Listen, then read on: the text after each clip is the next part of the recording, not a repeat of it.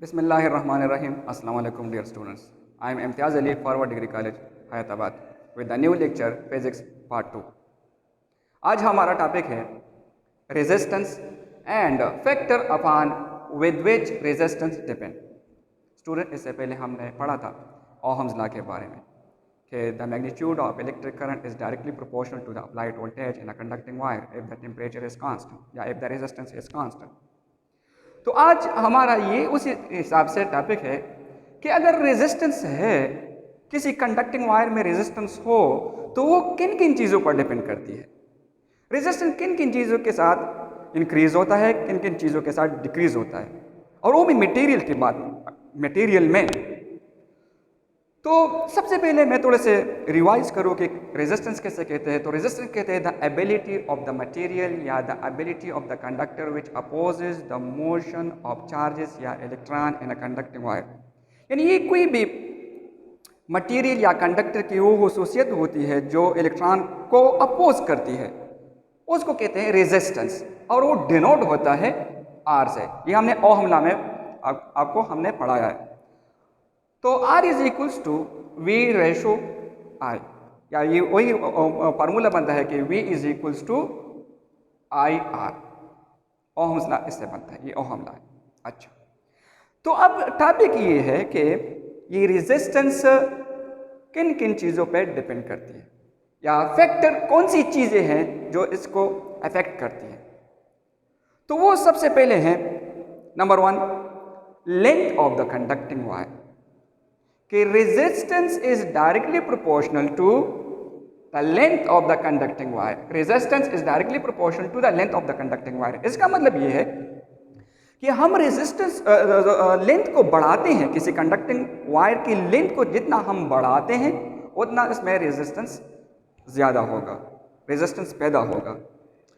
दूसरे नंबर पर resistance is inversely depend on the area of the conducting wire. यानी ये इनवर्सली डिपेंड करती है, ये रेजिस्टेंस इनवर्सली डिपेंड करती है कंडक्टिंग वायर के एरिया पर। लेट सपोज ये एरिया है, कोई भी, लेट सपोज ये एक वायर है, तो इसमें कितनी रेजिस्टेंस होगी। और हमारे पास लेट सपोज कोई पेन हो, छोटा सा बारीक पेन हो, लेट सपोज ये पेन है, तो इसमें कितनी रेजिस्टेंस होगी। तो स्टूडेंट, ये तो बिल्कुल क्लियर बात है कि अगर मोटाई एरिया ज़्यादा हो, बड़ा हो, तो उसमें फ्लो आसानी से होगी, तो उसमें रेजिस्टेंस कम होगा।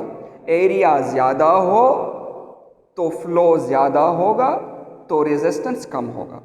और अगर एरिया स्मॉल हो, छोटी हो, बारीक हो, तो उसमें फ्लो आसानी से नहीं होगी, तो उसमें रेजिस्टेंस ज़्यादा होगा। तो ये इनवर्सली डिपेंड है। इनवर्सली डिपेंड का मतलब ये हुआ कि एरिया ज़्यादा, रेजिस्टेंस कम, एरिया कम, रेजिस्टेंस ज़्यादा। So R is inversely proportional to the area of the conducting wire. Students, अगर आप इधर इस डायग्राम को देखें तो बिल्कुल क्लियर है। ये लेंथ है, दो मटेरियल है, इतना लेंथ है और ये भी इतना लेंथ है। लेकिन स्टूडेंट, अगर आप इधर देखें तो इसका एरिया, ये इसका एरिया और इसका एरिया ये है, तो R is directly proportional to length. लेकिन यहां अगर आप देखें तो R is inversely proportional to area. इसमें भी रेजिस्टेंस है, इसमें भी रेजिस्टेंस है, लेकिन इस कंडक्टिंग वायर में रेजिस्टेंस कम है बतौर इसके, क्योंकि इसका जो एरिया है वो स्मॉल है, इसका जो एरिया है वो लार्ज है। तो एरिया लार्ज, रेजिस्टेंस कम, एरिया कम, रेजिस्टेंस ज्यादा। तो यहां पर resistance is inversely proportional to area. तो इसमें अगर आप इन दोनों ग्राफ को देखें तो इसमें फ्लो ज्यादा होगी और इसमें कम होगी।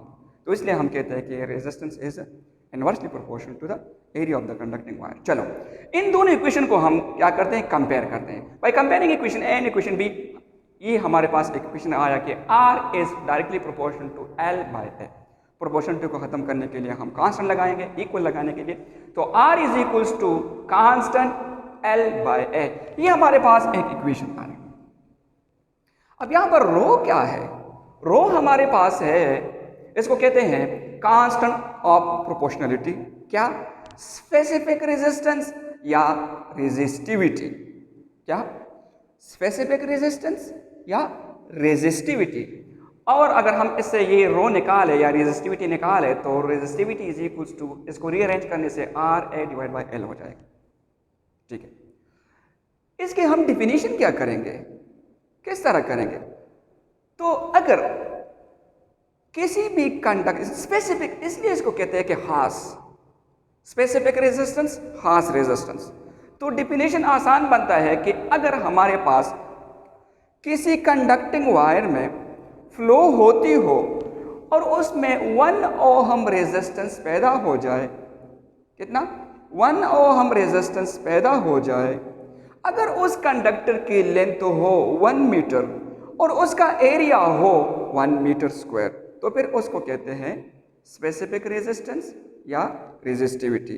तो अगर हम इसको रीअरेंज करें और यूनिट में कन्वर्ट करें तो आर रेजिस्टेंस का यूनिट है ओहम, जो ओमेगा है, एरिया का यूनिट है मीटर स्क्वायर, जो मैंने यहाँ पे लिखा है, और लेंथ का यूनिट है मीटर। तो आप स्टूडेंट यहाँ गौर से देखें, दिस इज 1 रेजिस्टेंस यानी 1 ohm resistance multiply 1 metre square area divide by 1 metre length.